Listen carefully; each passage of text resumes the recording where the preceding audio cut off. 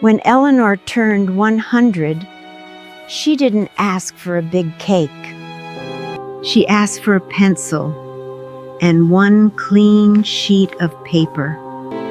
Because there was one sentence she had been carrying for decades. And that morning, with the window open and the light falling across her hands, she finally said it out loud. I waited too long to live like I meant it. I met Eleanor in a quiet, assisted living home just outside a small town. The kind of place that always smells a little like soap and warm tea. Her room was simple. A knitted blanket at the end of the bed. A small wooden cross-stitch on the wall that read, "Be kind." And on the windowsill, a tiny plant that looked like it had been encouraged back to life more than once. Eleanor's hands were thin, but steady. Her voice was soft, but clear. She had the kind of calm you only see in people who've already survived everything they thought would break them. Her granddaughter, May, had invited a few family members to visit that day. No balloons taped to the ceiling, just people sitting close together, talking in low voices, trying not to make Eleanor tired. And still, there was a strange feeling in the room. Like everyone could sense something was coming. Not a surprise, not an announcement. Something heavier than that. Something honest. May leaned toward her and asked, "Grandma, do you want to say anything? Just anything you want us to remember?" Eleanor looked at the faces around her bed. Then she looked past them, at the window. And she smiled, almost like she was greeting someone who wasn't there anymore. "I've been thinking," she said, "about what I'd tell myself if I could sit down with the girl I used to be." Nobody spoke. Even the air felt like it was holding its breath. And then Eleanor said, "I had one regret, not many, not a long list, just one. I kept telling myself I'd start later." That line didn't land right away. It sounded almost too simple. Start what later? But Eleanor wasn't talking about a single project. She wasn't talking about one missed job or one wrong choice. She was talking about a way of living. A way of moving through the days like they were endless. Like time would always be generous. She blinked slowly and said, "I didn't realize that ladder is a place some people never reach."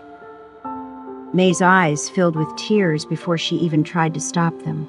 And I saw something in Eleanor then. Not sadness, exactly.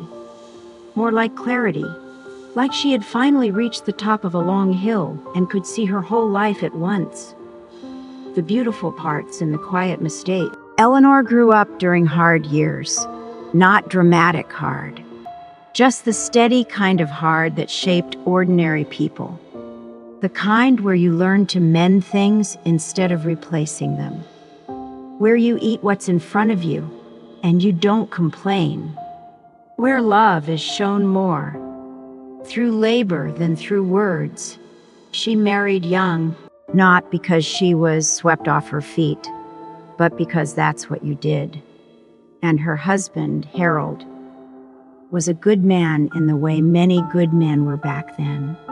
He worked, he came home, he did what needed to be done. They built a life that looked stable from the outside. A small house, a small yard, 3 kids, a dog that always slept under the kitchen table. But Eleanor told us, I thought stability was the same thing as happiness. And for a long time, she didn't question it. Because who had time to question anything? There were lunches to pack, bills to sort, floors to sweep. Someone always needed something. And Eleanor, was the kind of person who became very good at being needed. She said, I lived like my real life would begin when the house was quieter. When the kids were older, when we had a little more money, when I had more energy, when I felt more confident, when I felt ready. Then she let out a small breath. May asked gently, what would you have done differently? Eleanor didn't answer right away. She stared at her own hands like they were old photographs. Then she said, it wasn't one big thing. It was 10 small habits I ignored, and they didn't ruin my life. But her voice tightened just a little. They just kept me from fully living it. The first habit was so simple, it almost sounded like nothing. I didn't tell people what they meant to me while they could still hear it. She said she assumed love was obvious. She assumed people knew. She assumed she would have more time. But then a neighbor moved. A friend got sick. A cousin stopped calling. And one day, her mother was gone. I loved my mother, Eleanor whispered. But I didn't say it the way I should have. Not with words, not with my voice. She looked around the room. Don't wait until someone is a memory to treat them like a miracle. The second habit was honesty. Just real honesty, she said. She swallowed her feelings because she didn't want to be difficult. She didn't want to cause tension, so she smiled when she was hurt. She said, it's fine when it wasn't. And over time, she became a polite stranger to her own heart. I thought I was being strong, she said. But sometimes you're not being strong. Sometimes you're just disappearing. The third habit was allowing joy without earning it first. Eleanor believed joy had to be deserved, like it was a reward for finishing everything. So she postponed it. She would buy the nice fabric after the next paycheck. She would take a day trip after the chores were done. She would sit outside after she stopped feeling guilty. But the chores were never done, and guilt, she learned, was a hunger that always asked for more. One cup of tea in the sun, she said. That's not selfish, that's life.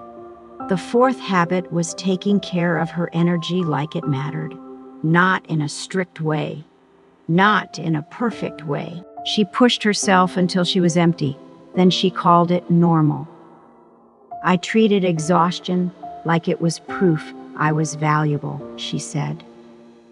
And I didn't understand that rest is not laziness. It's maintenance. She laughed softly. If you don't stop to breathe, eventually your body stops you. The fifth habit was asking for help. Eleanor was proud, not the loud kind of proud, the quiet kind. The kind that says, I'm fine even when you're not. She thought asking for help would burden people. She didn't want to owe anyone anything, so she carried too much alone. And she taught her children, without meaning to, that love was mostly service, not shared weight. I wish I had said, can you sit with me? She admitted. I wish I had said, I'm lonely. Because loneliness doesn't always come from having no people. Sometimes it comes from never letting anyone see you. The sixth habit was keeping small promises to herself. She didn't mean big goals. She meant tiny promises, like going for a short walk when she said she would, or writing one page, or learning one new recipe, or making the phone call she kept putting off. Eleanor said, every time I broke a promise to myself, I didn't matter. And she paused. That's a hard lesson to unlearn at 80. The seventh habit was forgiveness. Not the kind that pretends nothing happened. Not the kind that excuses bad behavior. Just the kind that releases you from dragging the past behind you like a heavy suitcase. She held on to old pain because it felt like justice, because letting go felt like losing. But she told us, holding a grudge doesn't punish the other person. It just keeps you trapped in the moment you got hurt. And then she added something that sounded like it came from somewhere deeper than memory. You can be right and still be stuck. The eighth habit was learning new things even when she felt too old. Eleanor had a quiet curiosity, but she often silenced it. She told herself, that's for younger people. That's not for me. She watched others take classes, start hobbies, join groups, and she stayed home because she didn't want to feel awkward. She didn't want to be the beginner, but she said, a life without learning starts shrinking, not all at once, just little by little. Until your world is only what you already know.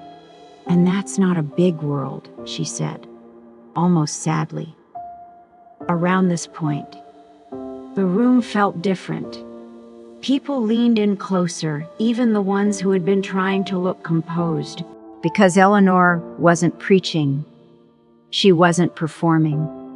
She was simply telling the truth, the way someone tells the weather. Calm, clear, and impossible to argue with. And that's when she said something that made May cover her mouth. Eleanor looked straight at her granddaughter and said, but the ninth habit, that one is the reason I asked for paper. Everyone went quiet. You could hear the faint hum of the building, a distant cart rolling down a hallway.